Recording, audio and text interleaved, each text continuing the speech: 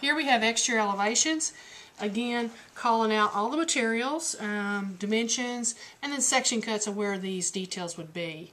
I always do some details on the front porch here just to try to get the front porch built accurately. That's sometimes an area that is missed or is not built correctly, and then your columns are kind of out of whack.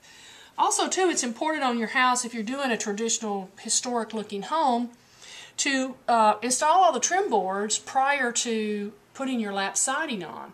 So there's the process, you know, installing the tie vac on the sheathing, installing your peel and stick around your window, the flashing, and then, you know, installing your windows, and then all the trim and the skirt boards prior to putting the siding on. So there is a process you want to do, and you always want that tie vac on or house wrap on the house before your windows and doors are installed. This is very critical, because if your contractor installs your windows prior to installing house wrap, you're going to have a leaky problem in the entire life of that house, because there's nothing to stop the water getting into the wall except for caulk or sealant, and we know that caulk or sealant does not last forever. The house expands and breathes, and so there's little cracks that get in there, and water over the years will get into that window seam.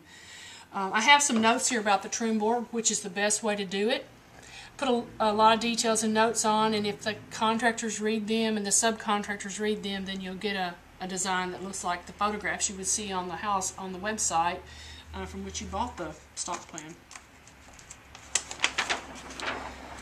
Again, 2 more elevations. I draw all 4 sides, plenty of notes and dimensions, and I'll also throw in a guide detail for any porch railings that the style goes with this particular house. So every house gets this detail of just a design that goes with the house. It's kind of a guideline.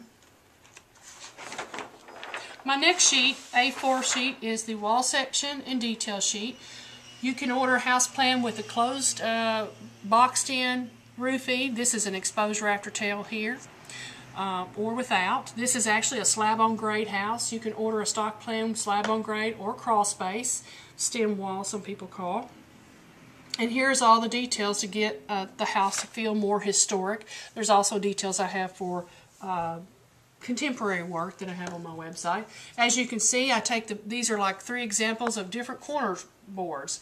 They're all 3 different sizes, and depending on the look you're trying to get on your house, I use all 3 of these. So we design with one that's the best for that particular house. And that means, like your windows, you probably need to order your windows. If you're doing a historic design, order your windows without the brick molding, and then put one of these pieces of wood on trim mold around it. I prefer the 2x4 because it is thicker, it gives a better depth, and it looks more historic, or more, has that, when I say more historic, I mean it just has the depth a historic house has. I'm sure you've seen houses that were had a lot of depth to them. You know, there was just a lot of wood on the house, or exterior skin. And then you see some houses that just look, the outside of it just looks like it's going flat. Well, that's where they have used all these skinnier pieces of wood, or not wood, it's man-made product, and they have no depth difference, so everything just goes flat. So I do not design that way. I design and use a variation of man-made materials and wood to get that certain look and depth of a house. Also, these details, I have a detail that shows how to do the skirt board, how to get a drip edge. The drip edge is the only custom piece of wood, but I take a piece of wood that you pull off the shelf at one of the big box stores, and we cut it, and you get actually 2 drip edges. This drip edge will not rot. If you pull a piece of drip edge off of one of the big box stores like Lowe's or Home Depot and just use stock, it will eventually rot, and I have seen that on my houses here in the neighborhood from years ago when they would just do that and not do this detail. So this detail is critical to get a good drip edge. Now, you don't have to use wood. You could all do metal and get a more contemporary clean line. So there's different variations on how you use these products to get more of a historic look or get more of a contemporary historic look. So if you prefer historic or you prefer contemporary design, we can do that too. It's just a matter of how you use the materials and put them together.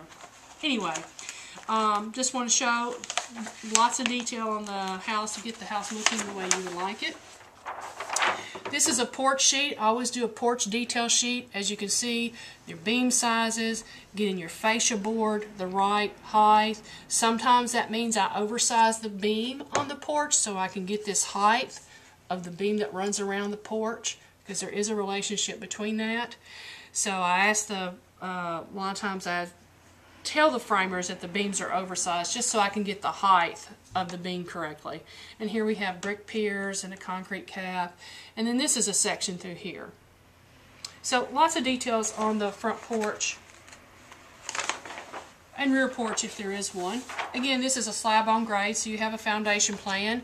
I have a structural engineer review my foundation plans and my framing plans. I don't have to. It's not required of me. Some states around, you know, your coastal areas, it is required. I actually think it's important to do it, and that's why I pay an engineer to review that. He sizes, like I said, all the beams and the footings and the foundation, and gives me notes and guidelines on what they should be doing. This is just an added package you get. Sometimes if you was to order plans from some other people, or if you've seen some other plans from other companies, sometimes they don't have framing plans. Sometimes they don't have foundation plans. They maybe just a floor plan and elevation, so there's going to be exterior elevation. So there's going to be a lot of guessing going on when your house gets built. This way, it's also, you can get a good estimate when you're bidding a house plan. You know, everybody's looking at the same sheet. Nobody's guessing on what the footing's going to be, and so the contractor's comparing apples to apples when they have the entire package of drawings.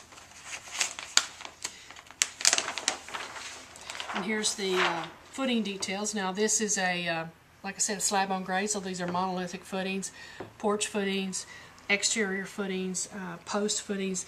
This is a post footing, which I recommend. Many times they will take a post, a 4x4 post or a 6x6 post, and just shove it down in the concrete. That is not the correct way to do it. Setting it up with a standoff post base, anchored into the concrete, much better, longer lasting. And then here we have a ceiling framing plan and a roof framing plan. This is a one-story, so we don't have a two-story flooring system. And then we have some framing details here. I framed the roof a little different to get that historic higher look on the roof. It doesn't cost you any more money except for a 2x6 that runs around the perimeter. So that's the only extra amount of wood you would have there. It makes your house look taller. Now the one thing I did learn over the years is to get the beam, the front porch beam needs to be set. I draw a detail telling the framer where it goes and show it here on the drawings. If you do not show the framer where it is, a lot of times it gets placed in the wrong place, and then all of a sudden your porch is out of whack on the proportional ratio, and it just does not look accurate. And you have to keep in mind that the porch ceiling gets framed, and the beam gets framed first before they pour the concrete or to set the post. So the beam comes first before the post. You would think it would be the other way, but in this framing condition, they always frame the beam and the ceiling in first. So that's it. Oh, one thing I do not recommend, I have a sample of, this is finger jointed studs. I do not recommend using them. They are a lot cheaper. Sometimes people use these in framing interior walls, but you can see they're finger jointed, and if there's ever any kind of storm or anything, tornado, they just don't structurally hold up. So we just don't recommend them, but they are out there available on the market. Again, my name is Lynn Taylor. This is Tailor Made Plans, and we can help you with any of your stock house plan needs or custom house plans. Just give us a call.